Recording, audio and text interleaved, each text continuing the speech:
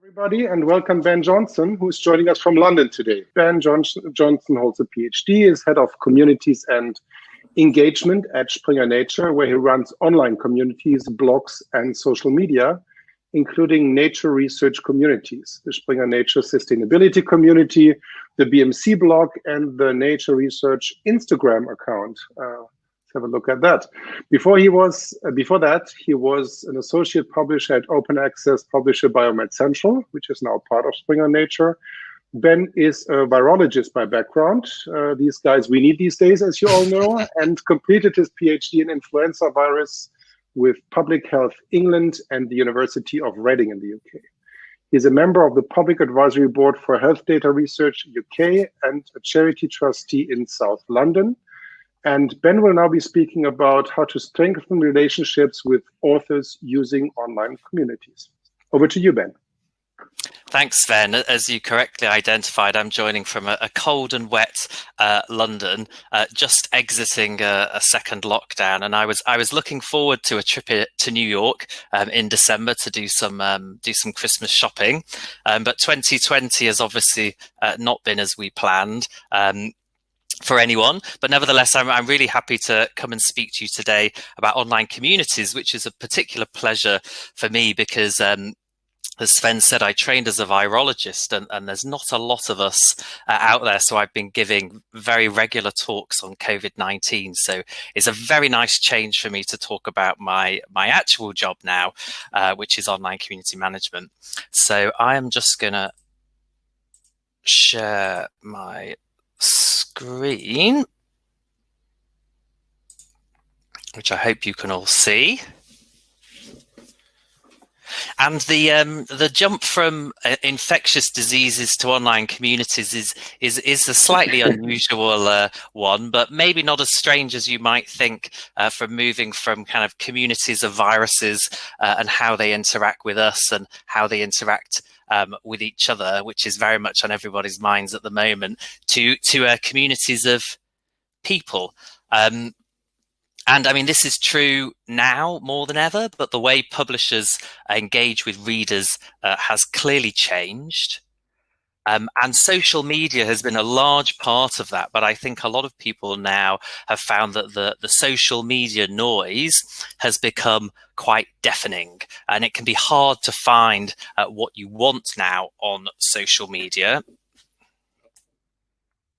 Some would say social media is no longer fit for purpose. I mean, I'm still active on many social media channels, but some people are now deleting their accounts for various reasons, or moving off social media for reasons like fake news, for example. But publishers already have a network. So you already have a network, and really you have the network you need. It's just a case of how do you leverage that network. And a publisher is an active member of the community in which it operates. So the community of editors, readers, and authors, publishers are a key part of that community.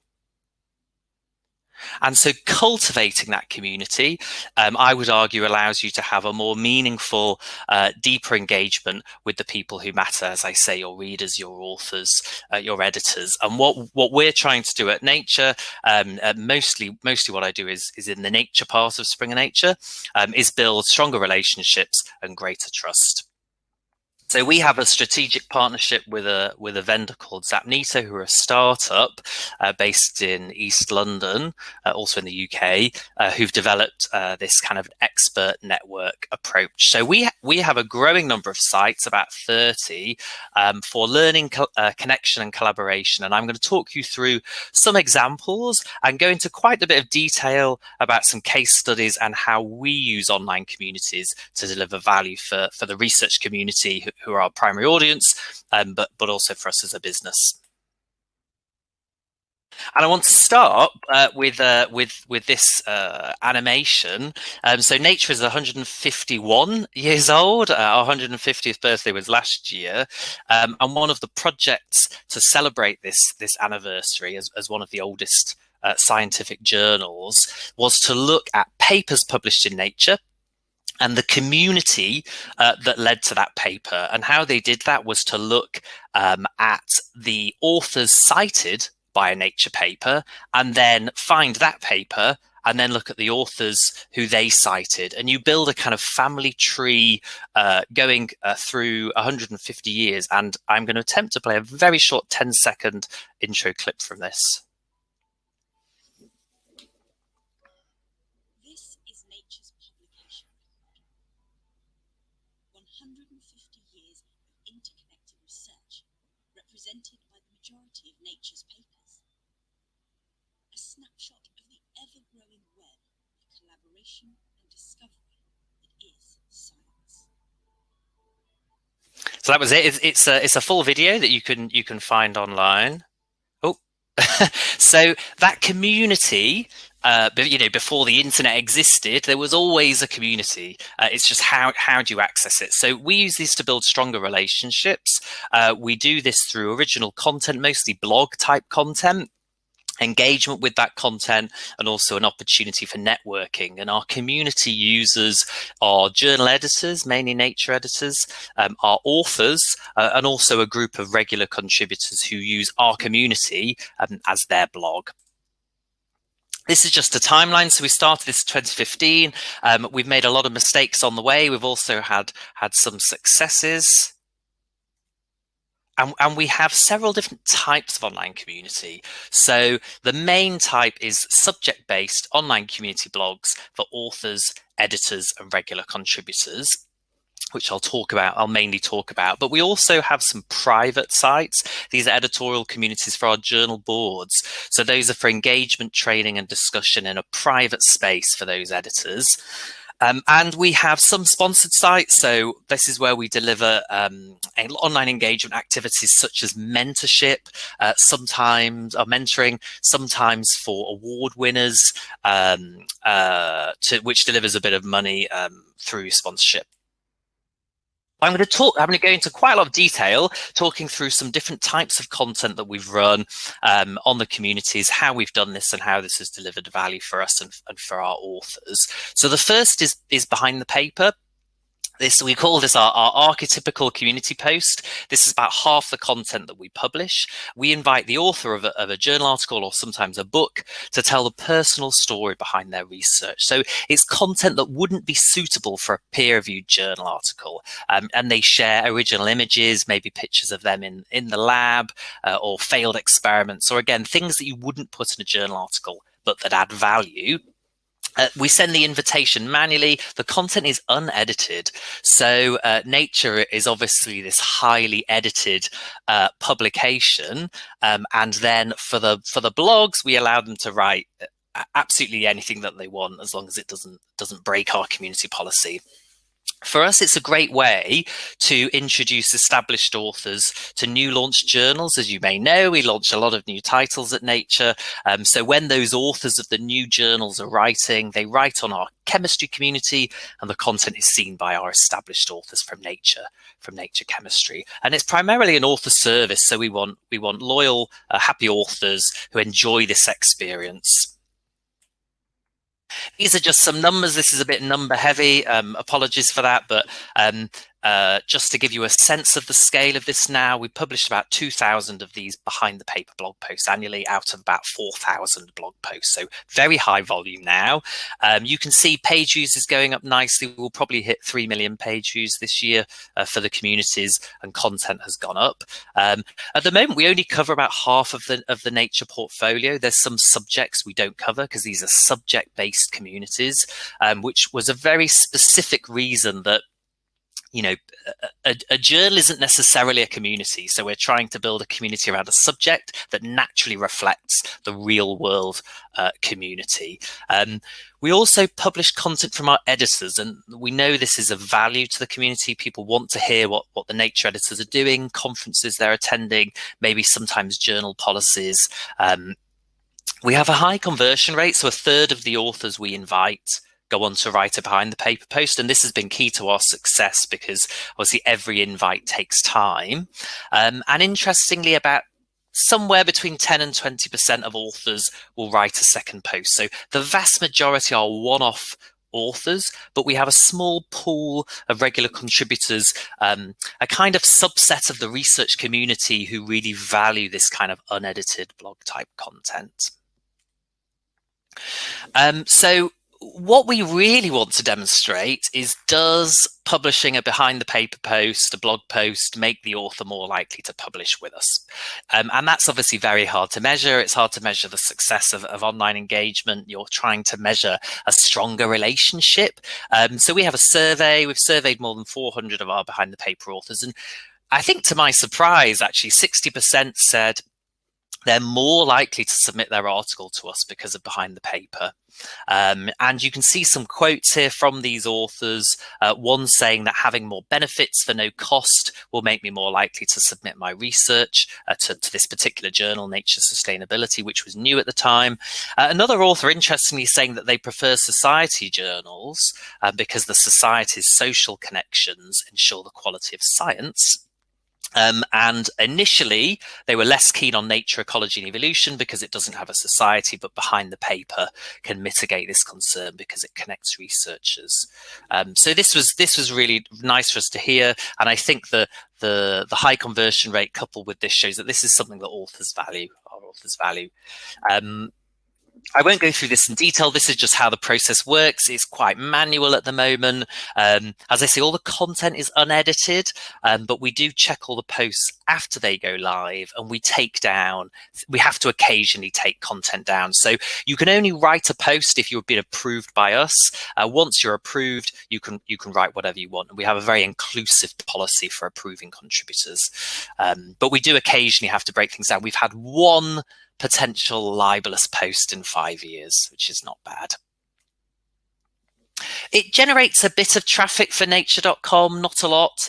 Occasionally you get an article in Nature where a lot of traffic's come from the community.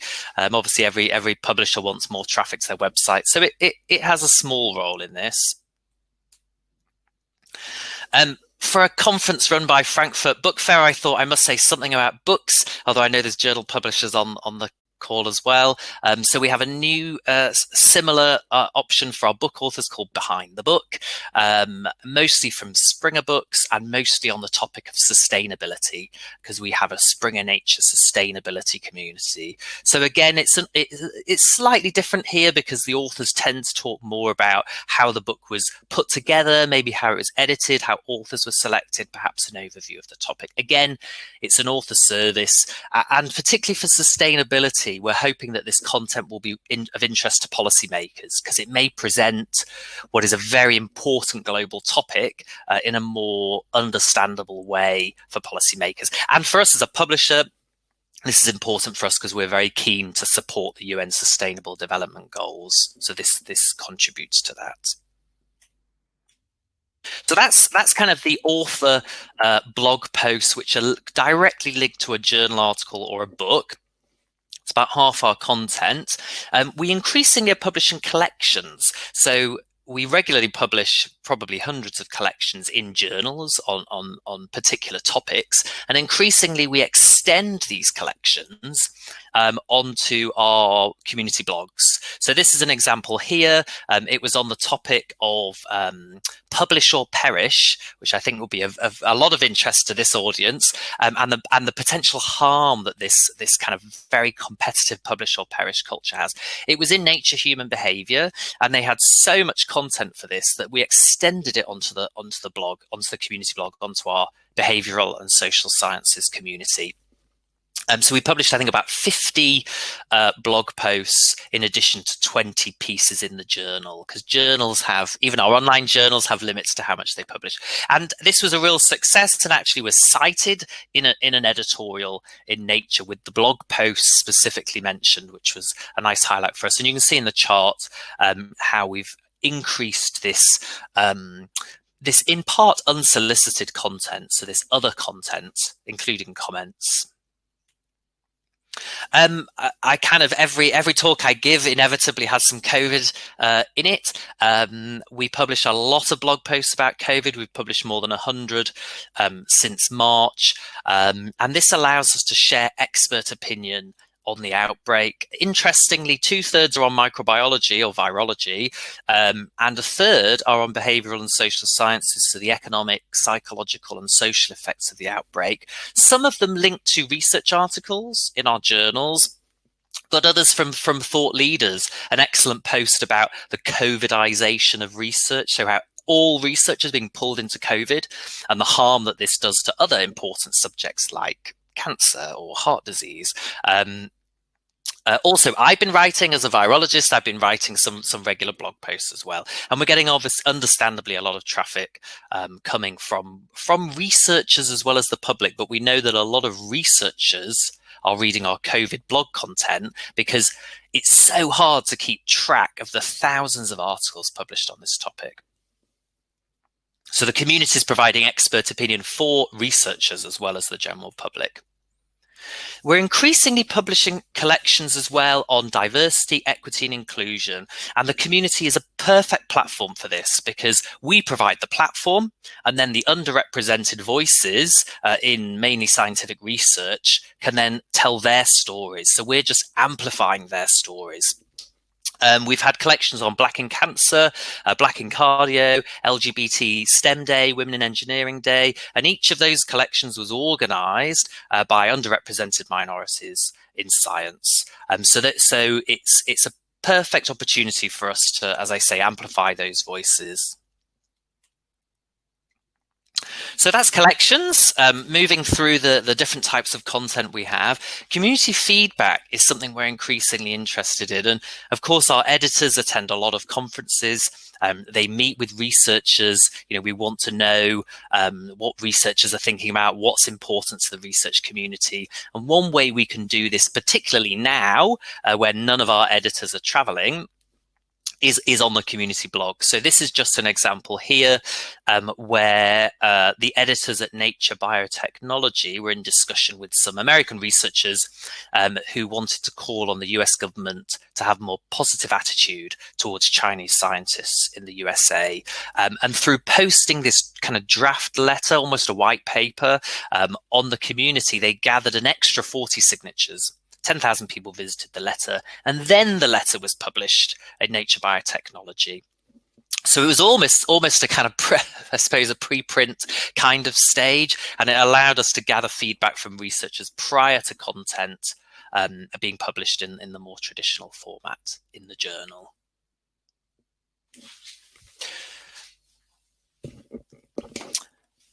So the fourth example is supporting partners. So, you will know that at Springer Nature, we work very closely with a large number of societies and institutes to publish journals with them. And now that our communities are kind of seen to be successful, we have quite a lot of interest from societies who would like visibility on here as well. So we have a number of society journals who invite their authors to write behind the paper posts. They can send the invites themselves. They get brand association with Nature Research. And really, it's both a marketing activity to increase traffic to their journals, but also an author engagement service for them. And in some cases, we will build them a special space on the community where they could potentially talk to their members or have additional engagement activities. And we've included, I shouldn't be giving this away in a talk like this with potential competitors, but we include our communities in several calls for papers, requests for proposals this year.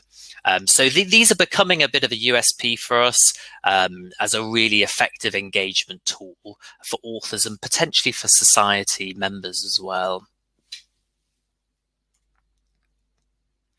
So we had behind the paper. This is a new feature we have called after the paper, and this is almost a careers feature in that we want to know the impact that people's publication had on their career. And this is of interest to us in many ways.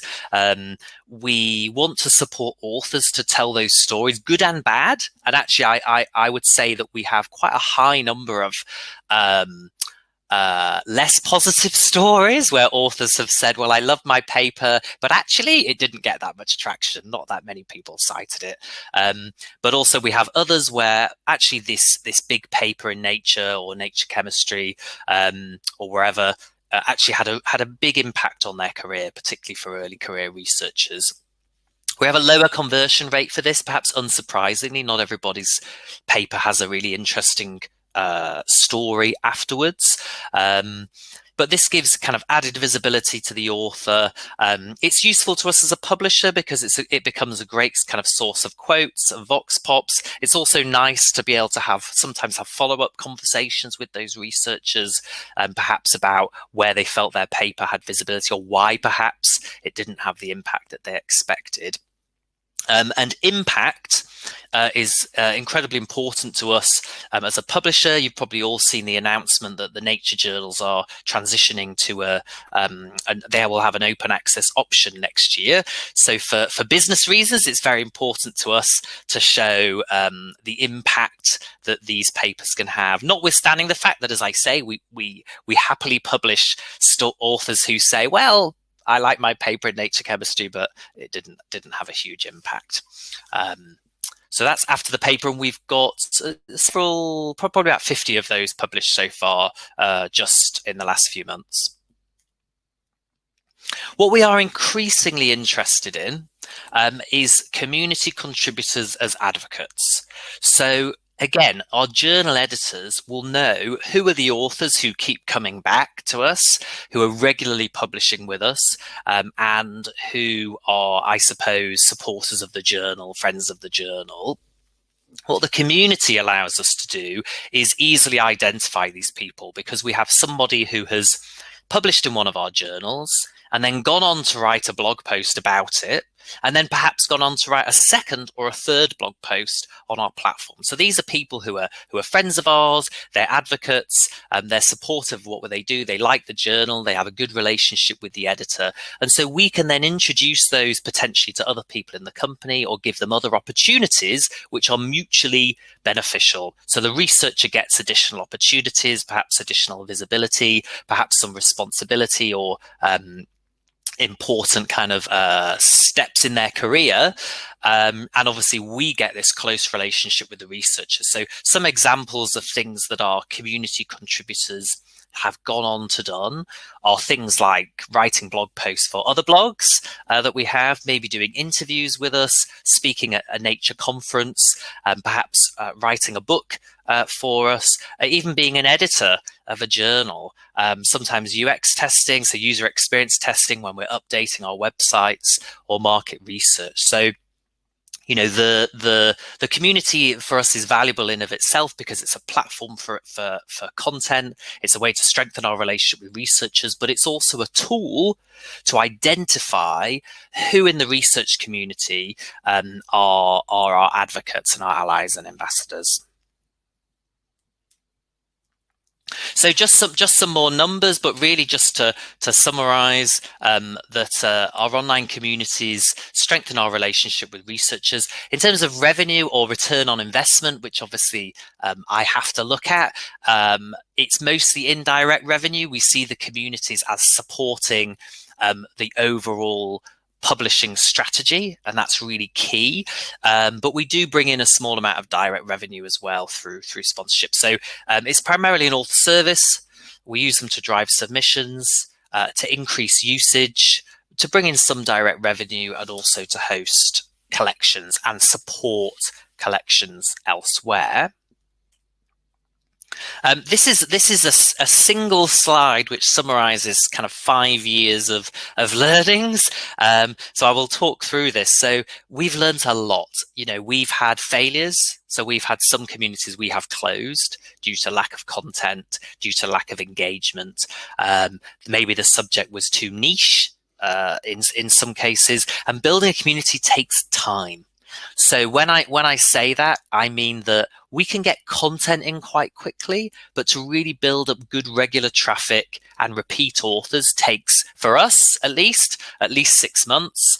And we see it's quite fast growth over a number of years rather than a number of months. So our communities tend to hit a plateau in terms of traffic, maybe 2 years, 2 to 3 years after they launch. So it's a slow process, and that's actually beneficial in some ways because you're building up trust with a group of researchers slowly from a core of highly engaged people.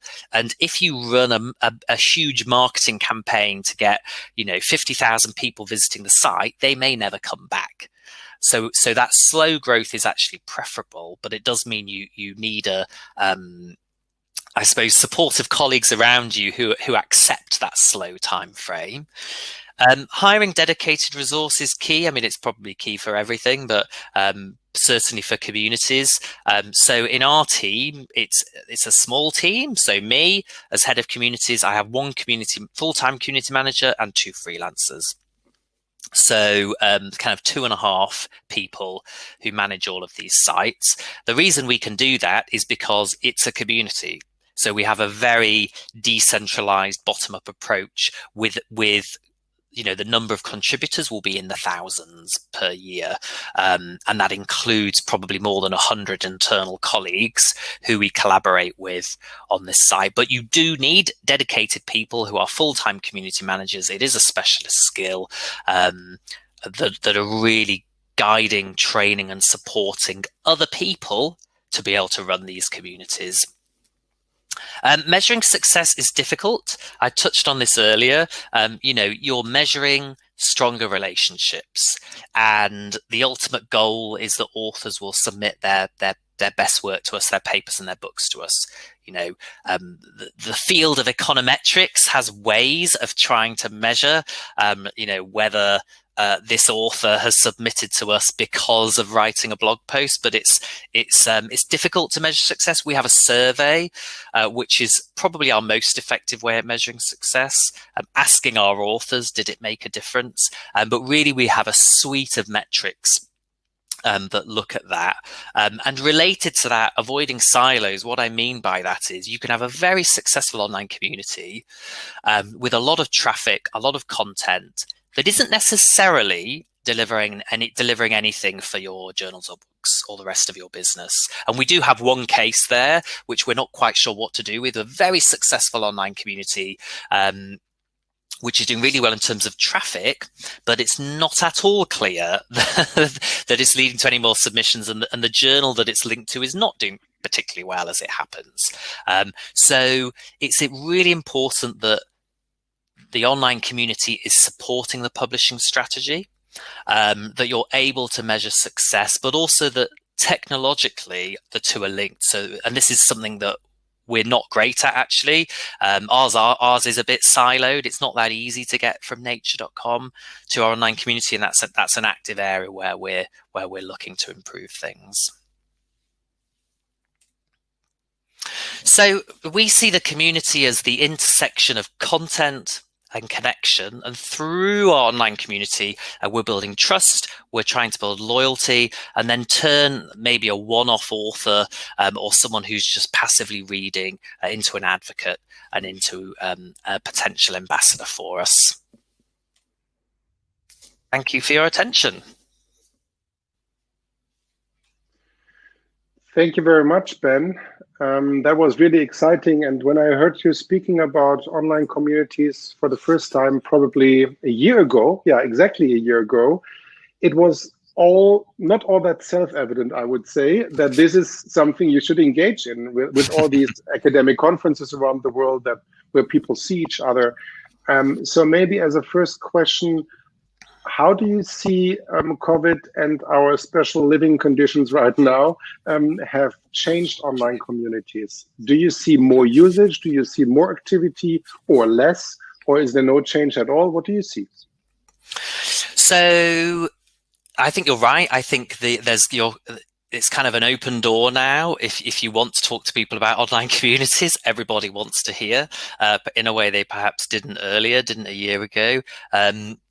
We've seen a big increase in traffic. I mean, that is true across the board. So actually, probably a lot of knowledge publishers have seen this, in that we're seeing a record traffic, we're seeing record submissions to our journals, and we're seeing record volume of content on our communities and traffic. And it's really across the board. I mean, we're getting a lot of traffic to we are publishing about COVID. So of course that's getting traffic, but all the other content about cancer, about psychology, totally unrelated to COVID, is also getting a lot more traffic. I think, and this is anecdotal, I don't have the data on this yet, but I suspect also more authors are writing for us. I suspect our conversion rate has gone up, and certainly my experience of interacting with authors is that they are very happy to write. I mean, this will be temporary, but at the moment, obviously lots of researchers are not in the lab. They're not doing their research. So they are publishing, they're writing up all the studies they did last year, and then they want the maximum visibility for that content. Now, so everybody's saying yes, that we're inviting. Now, whether that will carry on or not, I think is a big question mark, because people's lives will start to return to normal. But I suspect that once people have tried kind of dip their toe in this online world, then we may have a larger portion of researchers who see the value of this going forward. Yeah. Okay, thanks. Tiberius is asking, what role play the content syndication platforms in community building for Springer Nature? Yeah, so this is something we're increasingly looking at. One of my slides said avoid silos, and actually that's as much a reminder to me as it is to you.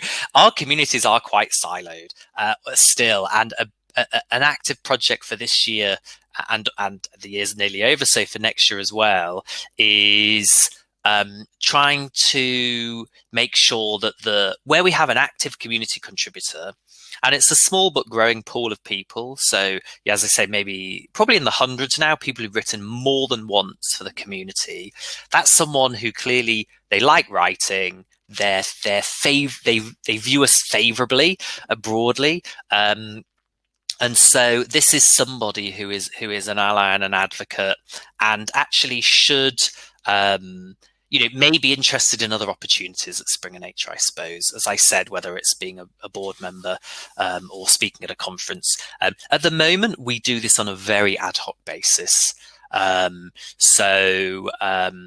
Examples would be where we have somebody who wants to do an interview with an academic in a particular subject area. They may contact us, say, do you have a chemist working in South Korea who I can interview about topic X, and we're able to find that person through the community. But it's very ad hoc, and I think one of the challenges we have, which probably all publishers have, particularly if you form from a merger, is that we have, I don't even know how many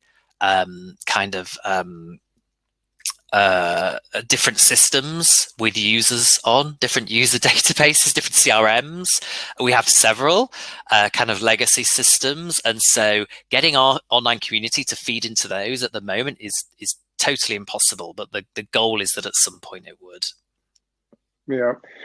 There was yesterday, a critical article in one of the leading newspapers here in Germany, Frankfurter Allgemeine Zeitung, about the tendency, trend, whatever you want to call it, of large publishers to collect all kind of data with different touch points of researchers, whether it's in information management systems and online platforms like content platforms and so on.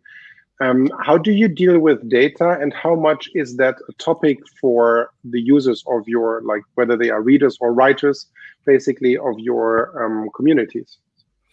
Yeah, it's a great question, and actually in my day-to-day life, it's something I think about a lot in terms of my personal view, not necessarily the view of Springer Nature, is that you should control. You should own your data, right? You should have control over your data. At the moment, the data is totally siloed within our vendor, Zapnito. So we cannot transfer people over, say, to a marketing system. We can't send them emails about new journal launches.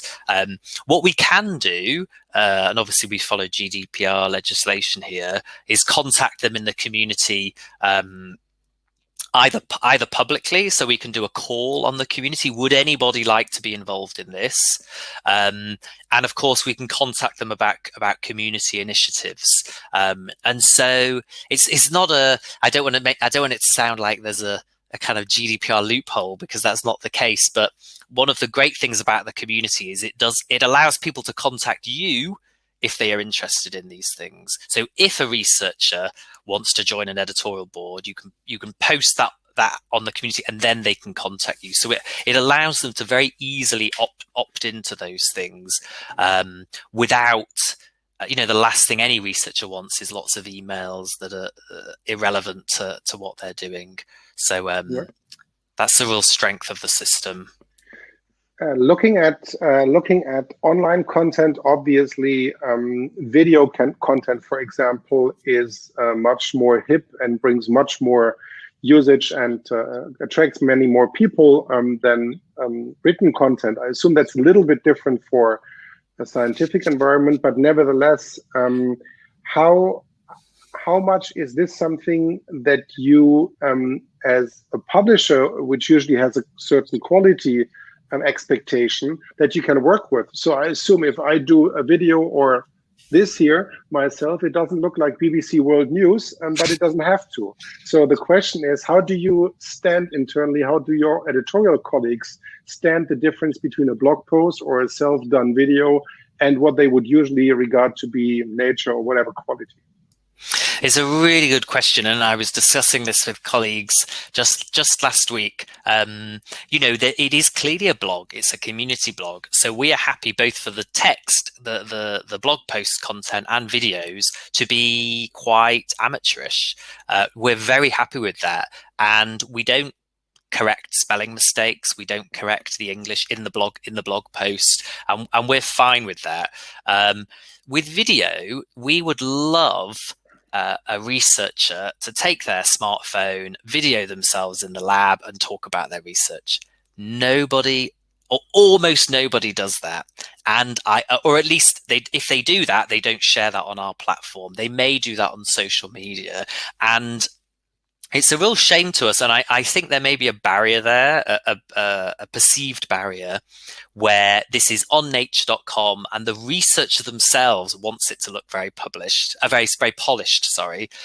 very professional. We would be very happy with something done on a smartphone where there's a bit of background noise and a slight wobble with the camera. We would have absolutely no problem with that. And we've had various attempts to work with researchers, try and encourage them to do this, and we've never really succeeded. So I think there's a gap there. I think lots of people share videos on social media. I would love the kind of young scientists of the future to start sharing their informal videos about their science on our platform, but we're not there yet, sadly. No, that's interesting. When I worked for Springer Nature, when it was not Springer Nature, but Springer Science at that point, 12 years ago, we had exactly the same discussion in a design journal. And so the idea was to basically have making ofs. And that was the only way to bring designers around, not to come up with a great image of something, great picture or whatever, but really have just a photo shooting with a cell phone. Like 12 years back, that was obviously a little bit different from a quality perspective back then, but it's exactly the same situation. And I think it's really contextual. So if you think you go to a publishing outlet which you think is high quality, you don't want to contribute something which is lower quality, even if it's only your cell phone doing stupid things that you don't want them to do. Interesting. So there are obviously a few things that don't change. Let's continue with Dana before we return to Tiberius. May I ask, what criteria do you look for in freelancers? That's an interesting question. So now you can pitch it again.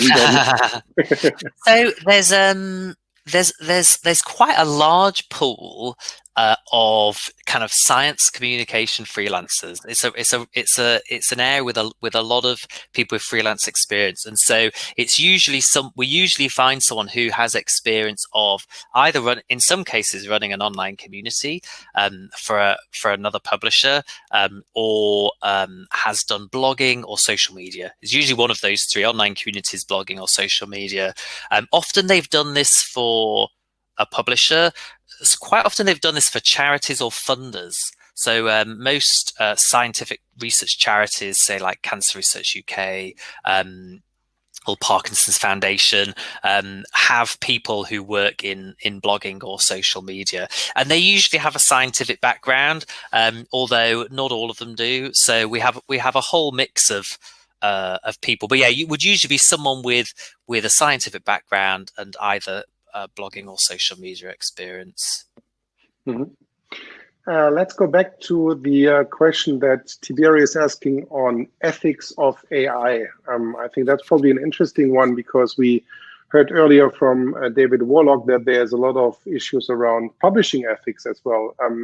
So how do you evaluate partnership proposals for syndicating content in third-party platforms with regard to ethics of AI? Is there any kind of policy or approach that you can name? So this is not something I've come across before, at least in my day job. I know that we are.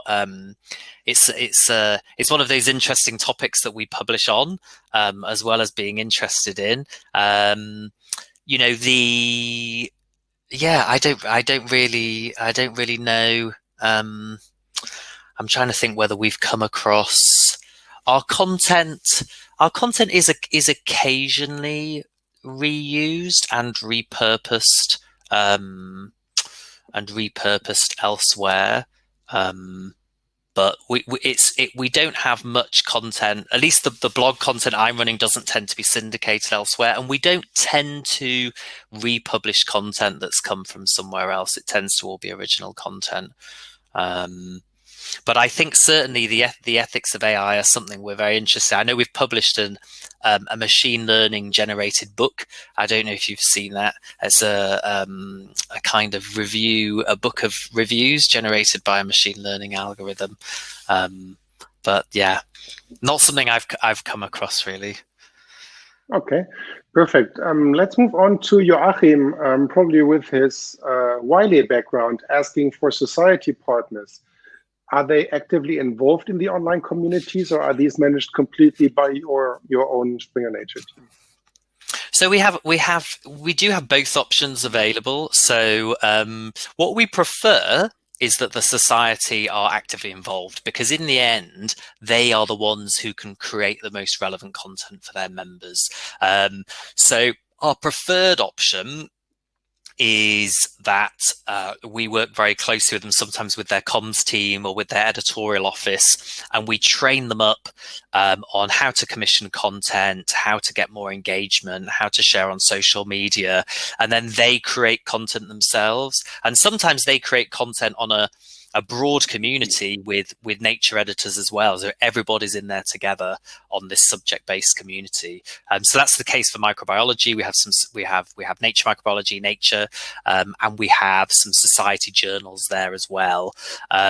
In other cases, the society doesn't want to do that. They just want us to do that, and so we would employ a freelancer who would work on that and would work with them for that. But the first option does work better because, as I say, we get more relevant content, and I think it's sometimes a challenge for the society, but it's really our role there is providing training, and the society can then use this as another channel to reach the community of chemists or the community of astronomers, or whatever it is. Thank you. You mentioned that you are responsible for about 30 communities, right? If I remember correctly, 30 different outlets. So what's next? Is there any kind of saturation when every journal in the world has a community around it, or every book series, or even 2 or 3 journals together? Is there a point where it's getting boring and where researchers don't really appreciate it anymore? What do you think? I mean, from the perspective of the researcher, at the moment, they either have the community or they don't. So if you're a microbiologist publishing in Nature Microbiology, or indeed publishing, say, in Nature, which is a broad scope journal, we will invite you to write a blog. If you're publishing in Condensed Matter Physics, we will not invite you to write a community blog because we don't have a community in that space. So for the moment, our strategy would be filling those gaps. We have considerable gaps. We don't have a neuroscience community.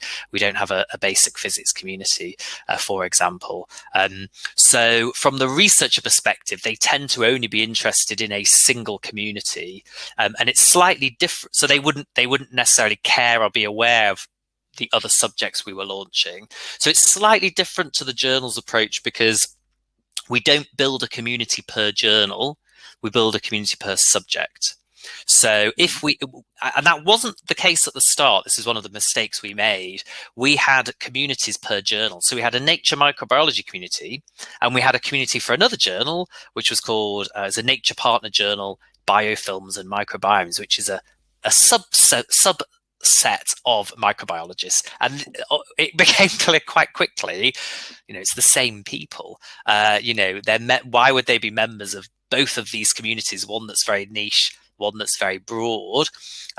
Let's build the community. And then we potentially could have 10 competing journal communities, all for different flavors of microbiologists. So that's why we have these subject communities. But we do have a number of gaps. I'd love to fill all those gaps and be able to invite every author at Nature to write a community blog. I might need a larger team for that, though. How many? Yeah, of course. How many communities do you need to add for that? How many gaps do you have? So the 30 includes all the different varieties of community. For the subject-based community blogs, we have 8 that are Nature branded and 3 that are Springer Nature branded. We would probably need to go from 8 to about 15 or so. I think we're probably about halfway there. Okay, interesting. Thank you very much. Are there any further questions? Tiberius is not letting you off the hook, obviously. We have ResearchGate as just a question, ResearchGate question mark here. I guess that's linking back to your activities together with ResearchGate, right? Or what is that supposed to mean? Yeah, so I will have to try and remember that. So we do have a partnership with ResearchGate as an organization, and actually we are quite happy for our content to be viewed on ResearchGate, for Springer Nature content to be viewed there. I'm actually a moderator on the ResearchGate COVID page, so I've been helping to highlight articles not just at Nature but at the Lancet, the New England Journal of Medicine, Wiley, elsewhere. I've been highlighting COVID papers that I think are particularly relevant, because one of the challenges there, I mean, talking specifically about COVID, is that there is so much content published, and actually a lot of it is reviews, commentaries, and opinions. And if you're a researcher, what you want to read is the original research. So for COVID on ResearchGate, they've got this bottom-up community approach, which is very valuable. But for COVID, it's actually very problematic, because it's very hard to identify the top quality research, or research at all, because you're overwhelmed with opinion content published in peer-reviewed journals.